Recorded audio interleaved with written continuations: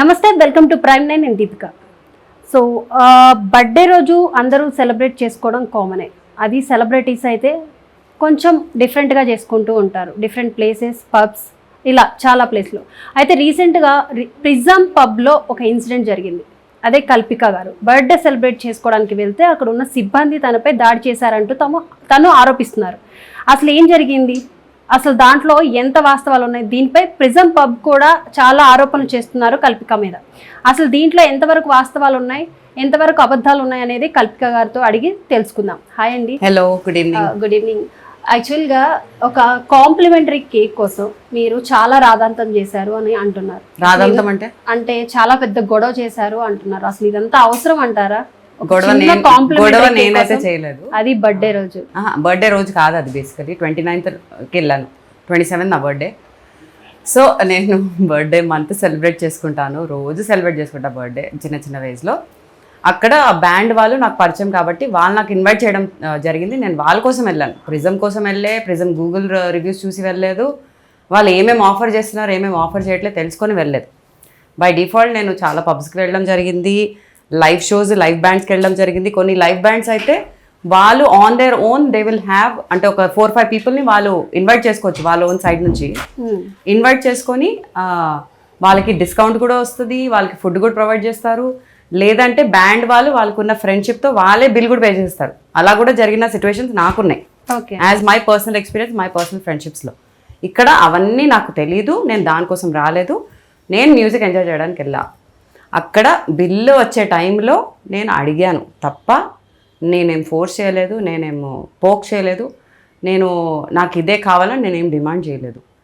So ఒక చిన్న పిల్లలు అడిగేలాగా నాకు చాక్లెట్ కావాలి, నాకు బిస్కెట్ కావాలంటే నాకు కాంప్లిమెంటరీ కేక్ కావాలని అడిగాను తప్ప దాంట్లో తప్పు అయితే నాకేం అనిపించట్లేదు. చాలామందికి చీప్ సిల్లీ ఎందుకు అనిపిస్తుందంటే వాళ్ళకు చిన్న చిన్న థింగ్స్ని అనుభవించాలి, చిన్న చిన్న థింగ్స్లో కూడా హ్యాపీనెస్ దొరకచ్చు అని వాళ్ళు రియలైజ్ అవ్వలేకపోతున్నారు. కాబట్టి ఇది చాలా చీప్ అండ్ సిల్లీగా అనిపిస్తుంది. అంటే ఇప్పుడు మీరు చెప్పారు 1 మంత్ నేను సెలబ్రేట్ చేసుకుంటానని. 1 మంత్లో అయ్యే ఖర్చు అంటే మీరు ఆ రోజు ప్రిజం పబ్కి వెళ్ళినప్పుడు ఎంత ఖర్చు అయిందంటారు? నేను మిగతా సెలబ్రేషన్ నేను ఖర్చుతో చేశానని నేను చెప్పలేదే. ఏదైనా వాట్ ఎవర్, మీరు డ్రెస్ కొనుక్కున్నా ఒక 2000, 5000 పెట్టి. నా సెలబ్రేషన్స్ లో డబ్బులు అసలు they are not part of my celebrations. For me it's all about meeting people, spending time with people. అది ఒక ఇన్స్టాగ్రామ్లో ఉండనివ్వండి, మా ఫ్రెండ్స్ ఇంటికి వస్తే ఉండనివ్వండి, మా రిలేటివ్స్ ఇంటికి వెళ్ళడం ఉండనివ్వండి, వాళ్ళతో కుకింగ్ చేసుకుంటూ సరదాగా ఇది అది యాక్టివిటీస్ చేసుకుంటూ మాట్లాడి టైం స్పెండ్ చేయడం is my kind of celebration. ఒక ఆర్ఫనేజ్ వెళ్తాను, వీళ్ళ దగ్గర వెళ్తాను, వాళ్ళ దగ్గర వెళ్తాను, ఏమేమో చేస్తాను, ప్లాంట్స్తో కూర్చుంటాను, యానిమల్స్ ఆడుకుంటాను. దీనికి అందరికీ డబ్బులు అవసరం లేదు కదండి. కానీ అంటే 2000 రూపీస్ పే ఆ రోజు బిల్ అయింది అంటున్నారు. మీరు ఎన్ని ఇయర్స్ అయింది మీరు జాబ్ స్టార్ట్ చేసి? 5 years. 5 years. అంతకుముందు 2025లో ఉన్నాం మనం. 2020, 2019 ఆ టైంలో శాలరీస్ యాక్చువల్లీ చాలా డీసెంట్. నేను స్టార్ట్ చేసేటప్పుడు నా ఫస్ట్ జాబ్ అండ్ సాఫ్ట్వేర్లో నేను ఫస్ట్ జాబ్ స్టార్ట్ చేసా. మంత్లీ నాకు 7000 వచ్చింది. For me 7000 was more than valuable, like gold కన్నా వాల్యూ ఉన్న డబ్బులు. ఎగ్జాక్ట్లీ. సో ఎవరికైనా వాళ్ళు ఎంత సంపాదిస్తున్నారో, ఎంత ఖర్చు పెడుతున్నారో చాలా వాల్యుబుల్ అండి.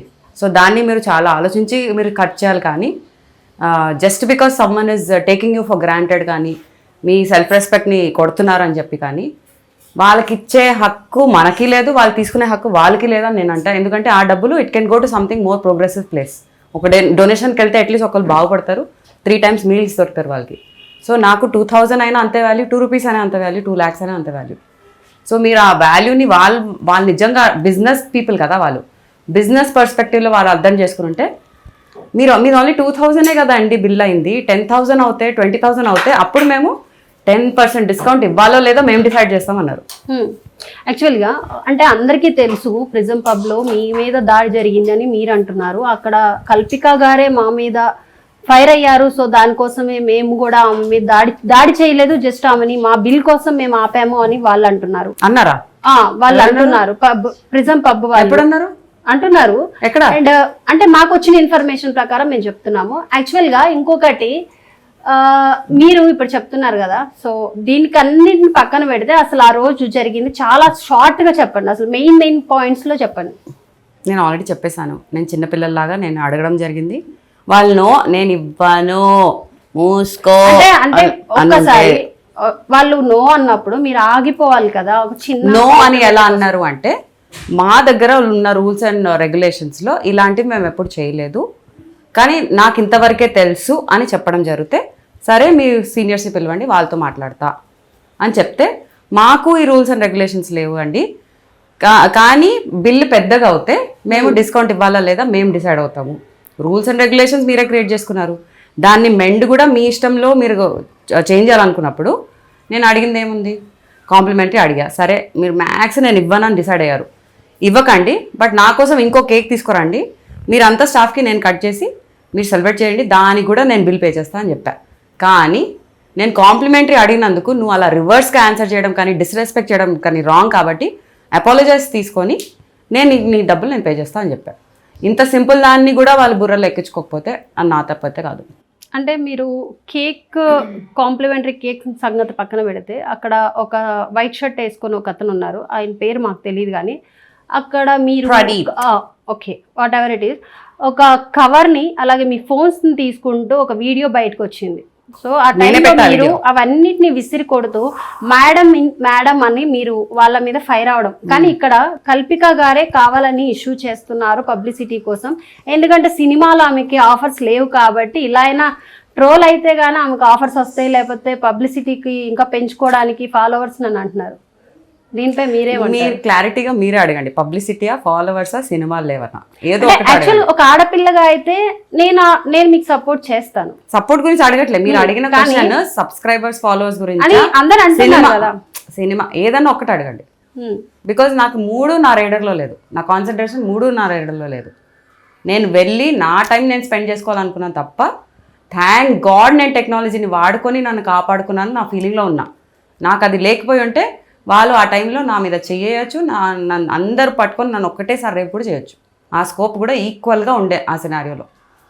సో ఈ పబ్లిసిటీలు, ఈ సబ్స్క్రైబర్లు, ఈ గోలలు అంటున్నారు, ఈ మూవీస్ లేదని అంటున్నారు కదా, నా హెల్త్ బాగాలేక నేను పాజ్ తీసుకోవడం జరిగింది తప్ప, నేను అనుకుంటే బెడ్ మీద నుంచి కూడా నేను షూట్ చేసుకోగలుగుతాను. ఎందుకంటే కోవిడ్లో ఇంట్లలో ఐఫోన్లు పెట్టుకొని మూవీస్ తీసారండి, అలాంటిది నేను బెడ్ మీద కూర్చొని మా ఇంట్లో వచ్చి నేను షూట్ చేసుకోలేనా? So really if that is where you guys are stuck, నేను ప్లీజ్ గెట్ అ లైఫ్ అని చెప్తా. అండ్ యాక్చువల్గా ఇంకొకటి టాక్ నడుస్తుంది బయట, మీరు డ్రగ్స్ తీసుకున్నారు అంటున్నారు, దీనిపై ఎవరు చెప్పారండి నేను డ్రగ్స్ తీసుకుంటున్నాను? తను చెప్పాడు కదా, డ్రగ్ ఎవడు నాకు పరిచయమా? అంటే మీరు ఎలా ఖండిస్తారు?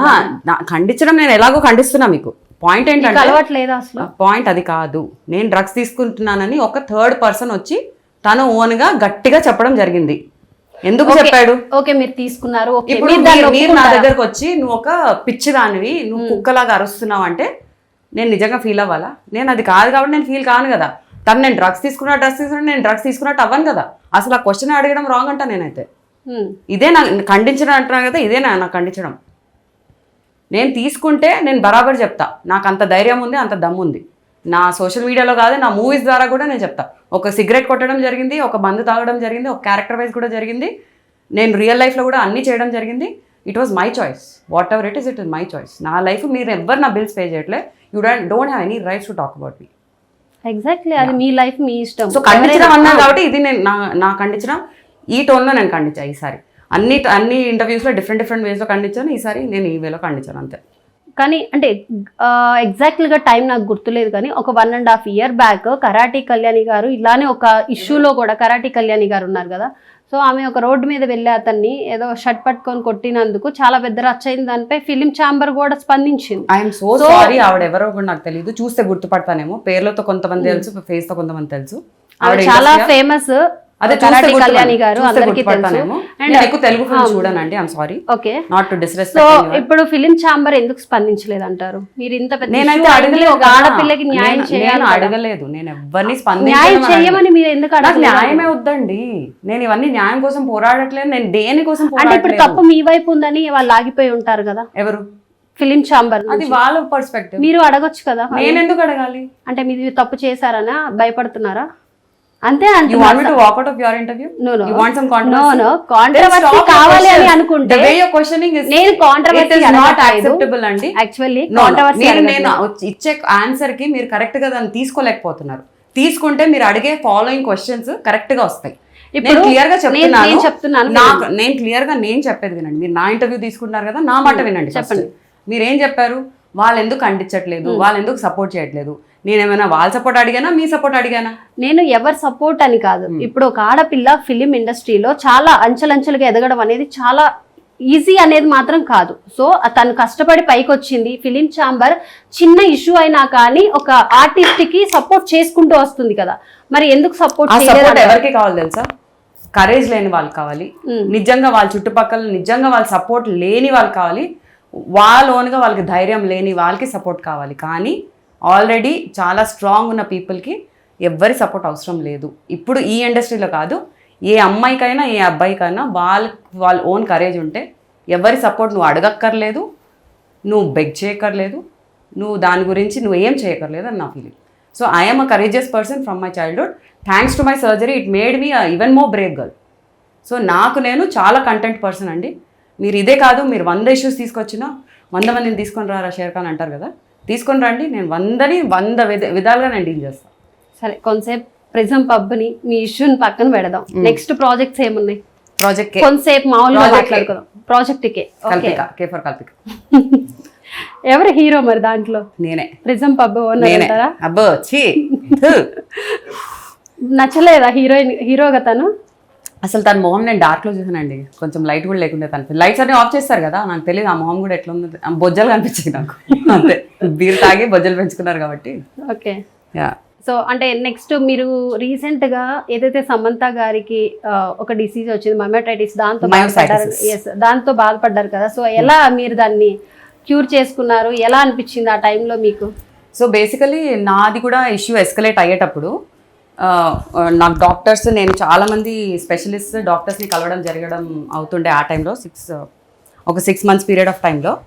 సో కొంతమంది డాక్టర్స్ నాకు కూడా మయోసైటిస్ ఉందనే డిటెక్ట్ చేస్తారు, ఎందుకంటే ఎస్కలేట్ చేయలేకపోతున్నారు. అసలు ఏం జరుగుతుంది, ఎందుకు జరుగుతుంది, ఈ పెయిన్స్ ఎందుకు వస్తుంది, ఎక్కడి నుంచి మూల కారణం ఏంటని తెలుసుకోలేకపోయారు.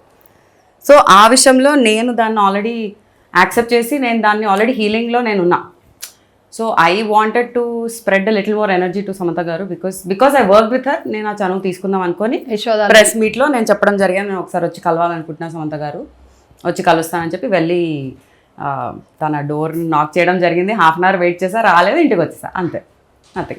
యశోద టైంలో ఇద్దరు వర్క్ చేశారు కదా, ఎలా అనిపించింది సమంత గారు? నాకు ఇట్స్ ఆల్వేస్ హ్యాపీ అండి with her. She is a wonderfully strong women and so am I. ఇప్పుడు మీకు మంచి ఆఫర్ వచ్చి అంటే ఒక మంచి స్టోరీ వచ్చేసి ఒక హీరో కావాలి అనిపిస్తే ఎవరితో నటించాలనుకుంటున్నారు? నాకు నచ్చిన హీరోస్ అందరినీ నేను ఆడిషన్ చేసి, నాకెవరు నచ్చితే ఆడిషన్స్ నేను చాలా, నా షార్ట్ ఫిల్మ్స్ కానీ, నా వెబ్ సిరీస్ కానీ, నా కొన్ని ఫిల్మ్స్లో కూడా చాలా మంది డైరెక్టర్స్ నా ఇన్పుట్సే తీసుకుంటారు. ఎందుకంటే ఈ హైట్లో, ఈ పర్సనాలిటీలో, ఈ కలర్కి కావాల్సిన యాక్టర్స్ అంత ఈజీగా దొరకరు మన తెలుగు ఇండస్ట్రీలో. సో వాళ్ళు మీకున్న కాంటాక్ట్స్లోనే చెప్పండి, మీరు చేసిన చాలా ఫిల్మ్స్ ఉంటాయి కదా, మీ కాంటాక్ట్స్లోనే చెప్పండి, మనం ఆడిషన్ చేసి మీరు డిసైడ్ చేద్దాం, మనం కలిసి డిసిషన్ తీసుకుందామని చాలా ప్రాజెక్ట్స్తో చేయడం జరిగింది. కల్పిక గారి దగ్గర చాలా టాలెంట్ ఉందన్నమాట. అంటే తనకి ఎవరి పక్కన నుంచో అలా కూడా మీకు మీరే డిసైడ్ చేసి, నేను డిసైడ్ చేయడం కాదు, I'm making a fair choice for the character and for the film, because any day film is big. Okay, ఇప్పుడు మళ్ళా మనం ఆ టాపిక్ వెళ్దాం. ఎందుకు మీరు ఇప్పటి వరకు కూడా జరిగి 3 days అవుతుంది, ఇప్పటి వరకు 3 days నుంచి ఎందుకు పోలీస్ స్టేషన్కి వెళ్ళి మీరు కంప్లైంట్ చేయలేదు? మీపై దాడి చేశారు కాబట్టి. అండ్ మీరు ఇంకొకటి, మీపై అంటే మిమ్మల్ని రేప్ చేయడానికి అంటే అలాంటి వర్డ్సే వాడారని కూడా మీరు అంటున్నారు. ఎందుకు ఇంతవరకు మీరు కంప్లైంట్ చేయలేదు? మీరు ముందుకు వెళ్తేనే కదా నెక్స్ట్ ఇంకొకళ్ళు ఇలాంటి. ఎవరికన్నా, ఎవరి అమ్మాయికైనా రేప్ జరిగినా ఆ అమ్మాయి ఎప్పుడు ప్రూవ్ చేయగలుగుతుంది? బికాస్ తనకి రేప్ అవుతుందని చెప్పి తను ఏది వీడియో కెమెరా రెడీ పెట్టుకోదు, ఆర్ చుట్టుపక్కల జనాలకి చెప్పి తను అవేర్నెస్ చేయలేరు కూడా. What is the only way to prove it? ఒక రేప్ జరిగింది మీ మీద, తన వైపు జరిగిందంటే what is the only way to prove it? చెప్పండి, కొంచెం మీకు తెలిసే ఉంటుంది. ప్రూవ్ చేసుకోలేదు, ఫస్ట్ కొంచెం భయపడుతుంది. నాకు తెలిసి అయితే బయటికి రావడానికి కొంచెం టైం పడుతుంది. నేను చెప్పింది మీరు అర్థం చేసుకోలేదు. ఒక రేప్ జరిగింది ఆల్రెడీ, సినారియో, ఒక కేసు ఫైల్ అయింది, నిజంగా ఎక్కడో ఏదో కాలుతుంది, నిజంగా ఈ అబ్బాయే ఈ అమ్మాయికి రేప్ చేశాడు, లేకపోతే ఈ అమ్మాయి ఈ అబ్బాయి వల్ల రేప్ అవ్వడం జరిగింది అనేది ఒక మెడికల్ డిపార్ట్మెంట్ కానీ, పోలీస్ డిపార్ట్మెంట్ కానీ ఎలా ప్రూవ్ చేయగలుగుతారు అని అడుగుతున్నా. What is the proof? Invest చేస్తారు, ఇంకా టైం తీసుకుంటారు, దాన్ని అలా ఎలా ఇన్వెస్టిగేట్ చేస్తారు? అక్కడ ఏం జరిగింది, అక్కడ కెమెరాస్ ఇవన్నీ చూస్తారు ఫస్ట్. అవి ఏం లేకపోతే పక్కన ఉన్న వాళ్ళని అడుగుతారు, ఫ్రెండ్స్ వాటిని. Okay, so first thing what they do is they take reports, blood reports sample తీసుకుంటారు, కానీ అది తీసుకొని డిఎన్ఏ టెస్ట్ చేస్తారు, ల్యాబ్స్కి పంపించి they will wait for the first set of results. అది నంబర్ ఆఫ్ అవర్స్కి లోపలే చేయాలి, ఏదో 72 hours ఏదో ఉంటుంది, దాని లోపల చేసినప్పుడు దూద్ కా దూద్ పానీ కా పానీ అయిపోతుంది ఫస్ట్ థింగ్. అది rape when it is physical, when it is vocal or verbal, and when it is not just coming from 1 person, it is coming from 17 people plus 2 government officials, police people నుంచి కూడా వస్తుంది. So నేను దాన్ని డెఫినెట్గా నేను rape కిందనే నేను భావిస్తాను. అండ్ వాళ్ళు రేప్ చేసినా నాకు ఫరక్ పడద్దు, ఎందుకంటే I have ripped them as a human. నువ్వు నన్ను ఒక ఉమెన్గా రేప్ చేసి ఉంటావేమో, but I ripped you as a human. And ఇప్పుడు కాదు, మేబీ ఒక 10 years తర్వాత అయినా వాళ్ళకి రియలైజేషన్ వస్తే చాలా గట్టిగా వస్తుందండి ఆ రియలైజేషన్. నేను కర్మ చూసుకుంటుంది, దేవుడు చూసుకుంటానని నేను చెప్పను. వాళ్ళు చేసే ప్రతిదీ ఇలానే చేస్తూ వస్తున్నారు కాబట్టి, వాళ్ళు ఈ లెవెల్కి దిగజారిపోయారు కాబట్టి everything will be their own choices, their own consequences. అంటే బయట కామెంట్స్ ఎలా వస్తున్నాయి అంటే మీరు చేసి చాలా వస్తున్నాయి, బాగా వస్తున్నాయి, దానికి తగ్గట్టుగా మిమ్మల్ని కాంట్రవర్సీ చేస్తున్నారు. కాంట్రవర్సీకి కేర్ ఆఫ్ అడ్రస్సే కల్పిక అంటున్నారు. మీ క్వశ్చన్ ఏంటి? మీ స్టేట్మెంట్ పాస్ చేశారు, క్వశ్చన్ ఏంటి చెప్పండి. దాన్ని అంటున్నాను, కాంట్రవర్సీయే కేర్ ఆఫ్ అడ్రస్ కల్పిక అంటున్నారు. సో దీన్ని మీరు తీసుకుంటా. కాంట్రవర్సీస్ ఎవరు క్రియేట్ చేస్తారు కాంట్రవర్సీ? అంటే ఇప్పుడు ఎక్కడికి వెళ్ళినా గొడవ పెట్టుకుంటారు అనేది ఒకటి వస్తుంది. అదే ఎక్కడికి వెళ్ళాను, ఎన్ని గొడవలు పెట్టుకున్నాను, ఎన్ని పబ్స్కి వెళ్ళినా, ఎక్కడికి వెళ్ళినా, ఏ పబ్, సరే ఏ పబ్లో నేను ఏం గొడవ పెట్టుకున్నా మీరు చెప్పండి. పోనీ మీరే చెప్పండి, మీరే కదా స్టేట్మెంట్స్ ఇస్తున్నారు, మీరే చెప్పండి ఏ పబ్కి వెళ్ళి ఏ గొడవ పెట్టుకున్నా. నేను చెప్తుంది నా స్టేట్మెంట్ కాదు, మీరేమన్నారు? ఫస్ట్ పబ్కి వెళ్ళి గొడవలు పెడుతున్నా అన్నారు. ఈ ఒక్క పబ్కి వెళ్తే గొడవ అయింది, నేను బయట పెట్టా, నేనే బయట పెట్టా. ఇంకా ఏ పబ్కి వెళ్ళినప్పుడు గొడవ అయింది మీకు తెలియదు, ఫస్ట్ థింగ్. సెకండ్, మూవీస్కి వెళ్ళినా షూటింగ్ లో కూడా గొడవ పడుతున్నారు అంటున్నారు, మీరు ఏమైనా చూసారా, విన్నారా? నేను విన్నానా లేదా అనేది కామెంట్స్ నా దగ్గర వరకు అయితే రాలేదు. దయచేసి మీరు కుక్ చేయకండి ఇక్కడ. కుక్ లేదు, కుక్ చేస్తే నేను అయితే నిజంగా చెప్తున్నాను, కుక్ అయితే ఐఎమ్ సారీ. నేను చాలా మీకు పేషెంట్ గా నేను మాట్లాడుతున్నా, తొక్కలో క్వశ్చన్స్ అడుగుతున్నారు మీరు, నా టైం వేస్ట్ తొక్కలోనే అడుగుతున్నారు. యాక్చువల్ గా లేదు, నేను స్క్రీన్ షాట్స్ పంపిస్తా, నేను చెప్తాను. యాక్చువల్ గా నేను సపోర్ట్ చేయడానికే వచ్చాను. ఓకే, నాకు సపోర్ట్ వద్దండి. మీరు వచ్చిన ఫస్ట్ మినిట్ నుంచి చూస్తున్నా, ఎంత పొగరుగా నా వైపు చూస్తున్నా, నేను చూస్తున్నా. నాకు అంత అవసరం లేదండి, చూపించుకోకండి మీ పొగరు. మీరు ఇలా మాట్లాడటం కరెక్ట్ కాదు ఒక రిపోర్టర్ తో. ఇప్పుడు అవసరం లేదు, మాకు కూడా అవసరం లేదు, మేము కూడా అదే చెప్తాం, మేము కూడా వెళ్ళిపోతాం, మాకు అవసరం లేదు. త్వరగా ప్యాక్ చేసుకోండి, నాకు వేడెక్కుతుంది, వెళ్ళిపోండి ప్లీజ్. మా ఇంటికి వచ్చి నువ్వు నా మీద మాట్లాడే హక్కు నీకు లేదు, నీ మీద ఆగమని నీకు లేదు. లైవ్ చేస్తాను, నీకు అదే కావాలి. నీ పేరండి? నా పేరు అవసరం లేదు.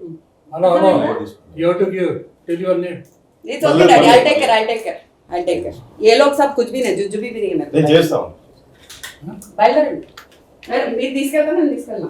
అవసరం లేదండి, మాకు కాళ్ళు ఉన్నాయి, వెళ్తాము. ఓ చూపించండి, ఆ కాళ్ళు మొక్కుతానండి. ఎవరమ్మా ఎలా తీసుకొచ్చారమ్మా మరి? హలో, అదే అంటున్నా, మన చుట్టుపక్కల ఇలా ఉన్నప్పుడు బయట వాళ్ళు ఏం చూసుకుంటారు మనల్ని? ఏం క్వశ్చన్స్ అడుగుతున్నాను, ఏమైనా గుర్తుందా? రాజేష్ ఎవరు? రాజేష్ నాకు బిల్డింగ్ లో సీక్రెట్ చెప్తున్నట్టు చెప్తున్నా ఇప్పుడే.